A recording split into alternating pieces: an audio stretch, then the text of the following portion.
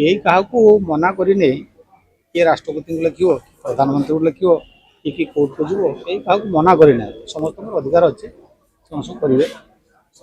कथाटा हूँ ये कथा को लेकर आम तो प्रथम गोटे मोर मतरे जदि से दिन भी मुझे कथा कही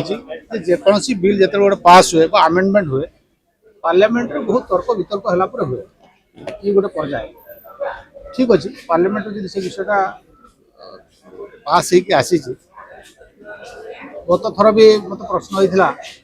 जे से चाहते जे विधानसभा स्वतंत्र अधिवेशन डाकिकी आलोचना करने तो सेटा भी मुझे मना कर किंतु या राष्ट्रपति को लिखा आंदोलन करवा यू मु भावुचे बहुत भल हेब ना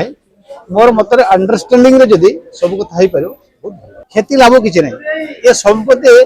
नेशनल प्रॉपर्टी जदि आम कहवा ये देश भितर ही से केंद्र पाखु राज्यर पैसा जाऊ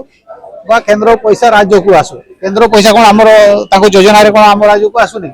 जिते बन्या बात्या सब हो स्वतंत्र भाव में पुणी से आमको दौरान कि ना केंद्र सहायता करुच्ची कि ना।